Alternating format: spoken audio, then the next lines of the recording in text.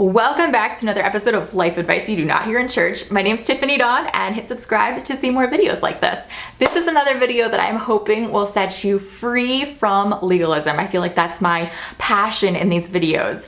And we're gonna talk about, should Christians blink? Fill in that blank. I'm talking like anything, you know, those areas that are like gray areas. Some Christians say hardcore yes, some say hardcore no. There's all these perspectives. The Bible isn't real clear on it. You're just wondering, you know, it could be tattoos, it could be secular music, it could be yoga, it could be the things you're reading, whatever it may be. How do you know if you should be doing it? I have 3 questions that I think you should ask to help you figure out, is this a good choice for me? It's not that these things are inherently right or wrong, it's just what's a good and healthy choice for me. And the answer is gonna look different for different people, and that's the beauty of life with God, is that it's not all uniform. There are things that are gray areas, and that's because it's all about a relationship with God. So with that being said, question number 1 that you should ask yourself is, what are the results of this in my life? Jesus said, you know a tree by the fruit it bears. So a good tree bears good fruit, a bad tree bears bad fruit. So I try to pay attention to what is happening inside me. Like, how do I feel after certain things? Does this bring joy in my life? Does this bring depression in my life? Does this bring anxiety or peace?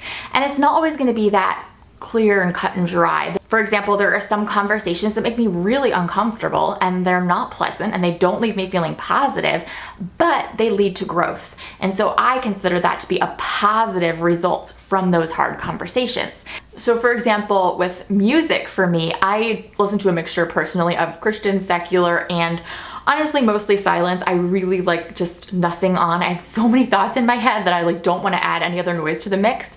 But I can tell, even in different moods that I'm in, the kind of music I'm listening to is going to affect me differently.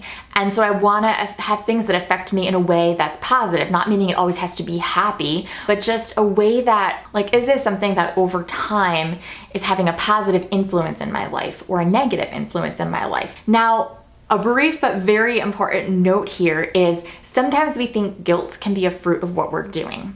And I don't think guilt is a wise thing to automatically go on. I know a lot of you were commenting on a recent video, if I feel guilty for something, I know it's sin for me. And that can be true.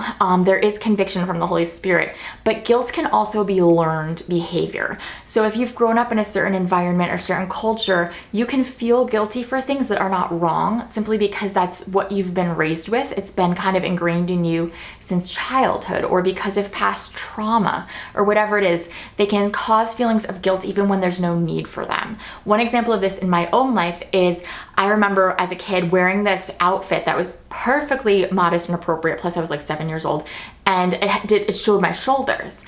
And after church, I felt so guilty because I found out that one of the moms at church thought you shouldn't show your shoulders and that was sin. And I felt so guilty that I had done that. And then I told my mom about it. She was like, just because that person thinks that way doesn't mean it's true.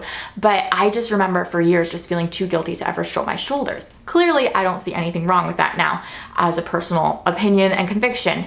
But that guilt was not from God. It wasn't because showing my shoulders was wrong. It was because of my environment and what I internalized. And so just be careful with guilt. It might take talking with someone you trust to figure out, am I feeling guilty because it's an appropriate response to this behavior, because it's wrong, because it's unhealthy, or am I feeling guilty because of my past or because of trauma in my life? Okay, the second thing I ask myself is, what's my motivation? What's my why or my reasoning behind this? So for example, I got a nose ring when I was in Australia back in 2007. It is one of my favorite things that I've done. Love it. But that's something I've gotten a lot of questions about. And I think there can be different motivations behind it.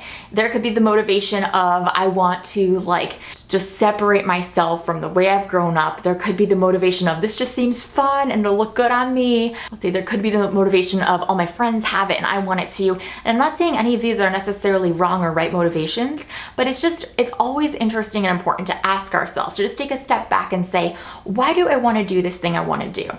And just kind of think about that. Maybe talk with someone you trust about it.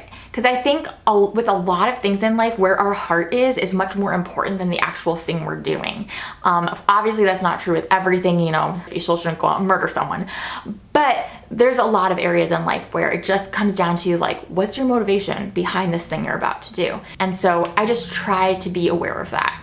And the third thing to ask yourself is my life in balance? James likes to talk about potato chips and how when he was younger, he used to think it'd be so cool to eat a whole bag of potato chips for dinner. No meat, no potatoes, no veggies, just potato chips.